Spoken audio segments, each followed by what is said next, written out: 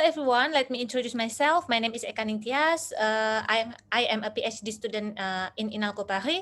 So today I would like to share with you my preliminary founding in my chapter in my dissertation about Javanism. Uh, about the first Kebatinan Congress of 1955 Semarang as one of the most important event in the history of belief in Indonesia. Why is it important? Because at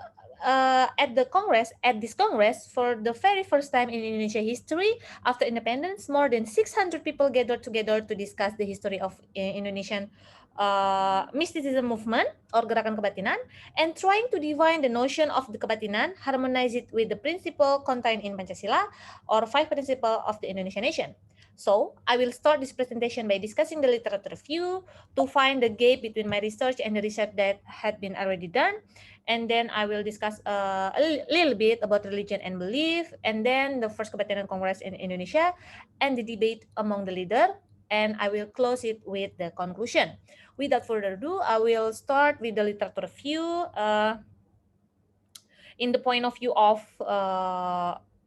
religious politics. We have the work of Samsul Ma'arif, Martin Ramstedt, Michel Picard, and Remy Madinier, and about the constitutional recognition of belief, we have the work of Simon Batz, and related to the history of Islamization in Java, we have the work of M. Clef entitled Islamization and its Opponent in Java. Especially when he mentioned about the totalitarian experiments of aliran politik in 1966 until 1980s. And from the point of view of ethnograph, we have the work of Robert Hefner about Hindu-Javanese Tengger tradition and Islam, and also we have Andrew Beatty about her variety of Javanese religion, Niels Mulder about mysticism in Java, and also Paul Stench about the Sumarah movement in 1980. And also from the point of view of theologian cum scholar, we have the work of Harun Hadiwiono, Rahmadi Subagya, and then we have also the work of Simon Rahmadi and Harjaka Harjamarjaja. And from the point of view of Muslim theologian cum scholar, we have Hamka about perkembangan kebatinan di Indonesia, and Rashidi about the Islam and kebatinan. So, the word of kebatinan or science of the mind is a term used, especially before it was replaced by the another term, kepercayaan or belief in 1970s, to identify a religious movement that had shown massively growth in the first and the second decades after the independence. Religions play a vital role in Indonesia. Every citizen must be affiliated with one of the five recognized religions at the time: Islam, Protestantism, Roman Catholicism, Hinduism, and Buddhism. Anyone who was not affiliated with at least one of this religion was marked as not yet having a religion or belum beragama. In contrast, the Kebatinan movement that developed rapidly in the 1960s, 50s were associated with backwardness and the atheism. Woodward argues that the official criteria for religion in Indonesia implicitly use the values that exist in the divine religion or agama Samawi. These criteria include belief in oneness God or monotheism, having a scripture or kitab suci, and having a prophet or nabi. However, uh, creative interpretation is needed to include Hinduism and Buddhism. However, this definition had succeeded in discrediting a myriad of local religion, including the Kebatinan, since 1950s. So, I will continue my presentation in the first Kebatinan movement.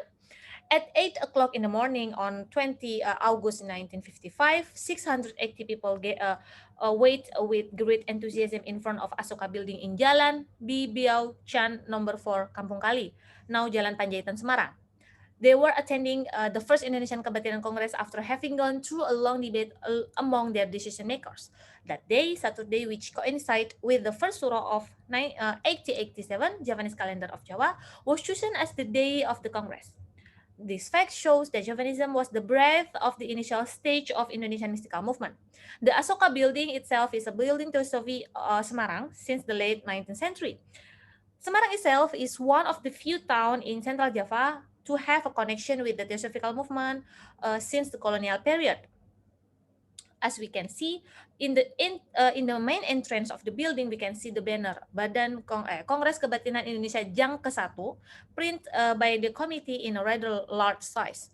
It was meant to make it easier to the participant to identify Asuka building from afar, knowing that they were not all from Semarang.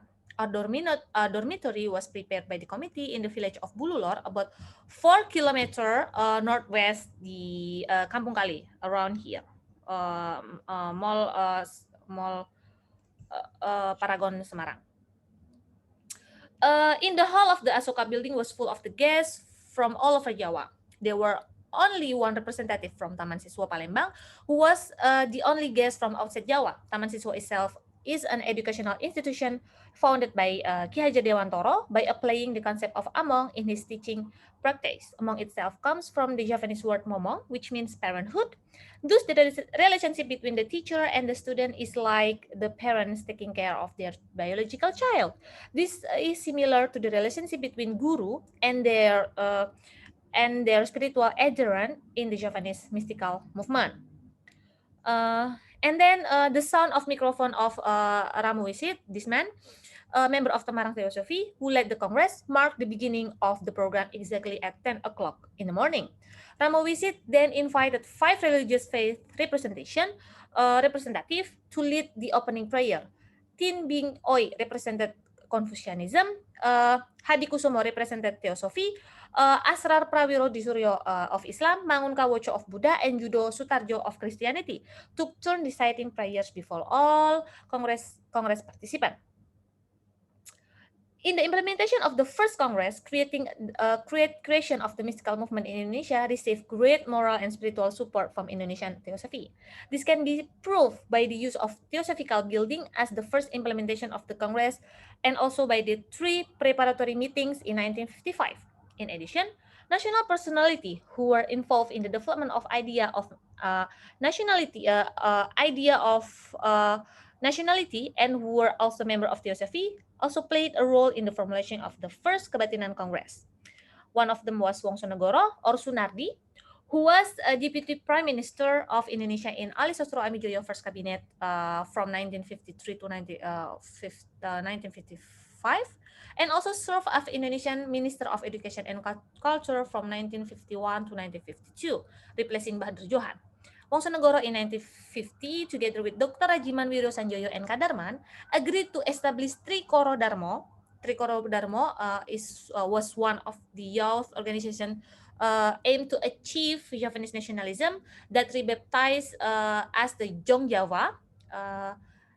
And then Sugeng Kusumawardoyo is in one of his article published in the Book of Commemoration Ceremonies of First and Second Kebatinan Congresses, stated that the implementation of Indonesian Congress in 1955 had seen its shadow since 1933. He said that in Semarang there was an art center called Eka Kapti in village of Perdikan Utara, which until 1955 was still active. Eko Kapti not only had a library or taman bacaan, Javanese cultural activities, especially Javanese dance, but also at the time it also had a branch of Kebatinan called Suramerten. Its followers were called Warga, and most of them were also the senior member or Pinisepo of Eka Kapti. Sugeng also mentioned several names of Suramerten members, including Kodiat Marto Darsono, Ki Wiryo Prawito, Sudarsono, Karto Sumarmo, and Sugeng Kusumawardoyo himself. Ki Wiryo Prawoto, mentioned by Sugeng Kusumawardoyo above, is known to be active in Javanese cultural organization called Sobokarti in Semarang since 1920s. Sobokarti is a Javanese cultural organization called Orkun Skring that was founded on the initiative of 2 parties in 1916, namely Thomas Karsten and Sam Kopperberg of the Semarang Kunskring on the one hand, and Mangkunegoro 7, Rajiman Wadioningrat, and Raden Ngarso Sosro Hadikusumo in the other hand. Wiryo Prawoto's name appeared in the Jawa magazine, this one, of 1924, which is linked to the regular meeting of Sobokarti in May 1922, especially with regard to his appointment as a director of Sobokarti. This fact is very important because it shows that the implementation of the first Kebatinan Congress, in addition to receive support from theosophical groups, it was also supported by the senior who were involved in the activities of Javanese cultural organization from the beginning of 20th century. The initial phase of the mystical movement in Indonesia became tangible form where Javanism was used as the basis for its religious and cultural values. So I came to the conclusion. Uh, Through this first Indonesian Kebatinan Congress, I can conclude that Javanism became the main supporting factor in the formulation of a Kebatinan organization, which later turned into belief in the 1970s. Furthermore, support from the Theosophic groups and the figures from the Javanese national movement who have been involved in various Javanese cultural activities since the Dutch colonial period become the midwife who helped give birth to the to the baby of Indonesian Kebatinan movement in 1950s.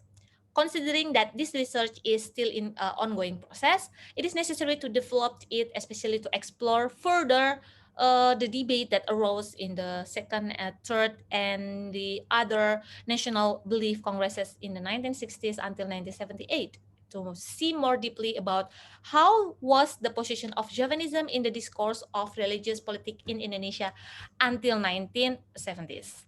Thank you very much for your attention, and I hope you can give me your feedback or maybe a question. Thank you very much, and have a nice day.